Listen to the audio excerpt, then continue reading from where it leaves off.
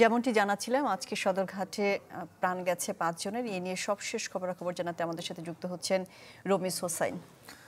রমিজ, আপনি সদরঘাটেই রয়েছেন সম্ভবত। আমরা বলছিলাম এই ঈদের দিন আপনাকে ঈদ মোবারক দেয়ার সেই ফুসরাতটাও পাচ্ছি না কষ্টের কারণে। তো একটু লাস্ট আপডেট কি যদি জানাতেন। ১, ২, ৩ ঢাকায় জমি জিতে নিন ১০০% ক্যাশব্যাক সহ ২০ কোটি টাকার পুরস্কার। এই ঘটনায় এখন পর্যন্ত আমরা যতটুকু জানতে পেরেছি ৫ জনকে আটক করেছে।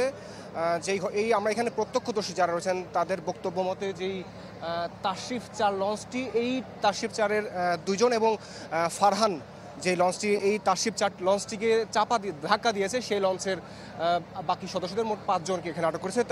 এখানকার মূল যে ঘটনাটা আমরা জানতে পেরেছি বেলা ৩টার দিকে এই যে তাশরিফ লঞ্চটি এটি এখানে দাঁড়ানো অবস্থা ছিল এবং পাশে ছিল পূর্বালী একটি লঞ্চ, সেটি বরগুনা রুটে চলাচল করে।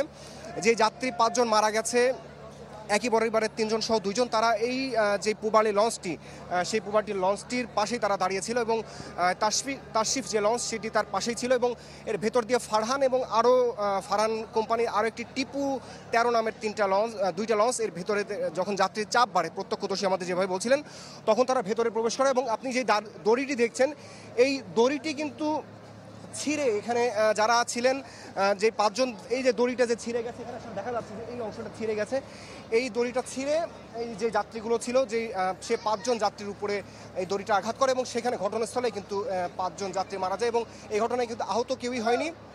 ৫ জন যাত্রী গুরুতর আহত অবস্থায় ছিল এবং তাদেরকে মিটফোর্ড হসপিটালে নিয়ে গেলে সেখানে কর্তব্যরত চিকিৎসক তাদের মৃত ঘোষণা করে এবং এর পরপরই যেই ঘটনার দায়ী যেই ফারহান ৬ সেটি কিন্তু এখান থেকে চলে যাওয়ার চেষ্টা করেছিল। পরে আইনশৃঙ্খলা বাহিনীর সদস্যরা তাদেরকে এখানে নিয়ে এসেছে এবং সেই লঞ্চটি যেটি ধাক্কা দিয়েছিল আপনি দেখতে পাচ্ছেন ফারহান ৬, এই লঞ্চটি মূলত এখান থেকে ভেতরে ঢোকার চেষ্টা করেছিল, যার কারণে এই ফারহান লঞ্চ এবং আরও একটি লঞ্চ, দুটি লঞ্চ একসাথে ভেতরে ঢোকার কারণে এই যে তাশরিফ ৪ এই লঞ্চটিতে ব্যাপক আকার একটা চাপ তৈরি হয়, যেই কারণে এই দড়িটি ছিঁড়ে এই বড় ধরনের হতাহতের ঘটনা ঘটেছে। এখন পর্যন্ত ৫ জনকে আটক করেছে, তাদেরকে জিজ্ঞাসাবাদ করা হবে এবং এই ঘটনায় ৩ সদস্যের একটি কমিটি গঠন করা হয়েছে এবং এই কমিটির যারা সদস্যরা রয়েছেন তারা এই ঘটনার আসলে পুঙ্খানুপুঙ্খভাবে বিচার বিশ্লেষণ করবেন এবং এখানে যারা প্রত্যক্ষদর্শী রয়েছেন তারা তাদের বক্তব্য নেয়ার পরে তারা আসলে একটি তদন্ত প্রতিবেদন জমা দেওয়ার পরে আসলে আমরা তখন আসলে তদন্ত প্রতিবেদন যারা জমা দিয়েছে তাদের কাছ থেকে এই ঘটনার পুরোটা আমরা জানতে পারবো। তবে এখন পর্যন্ত সিসিটিভি ফুটেজ দেখে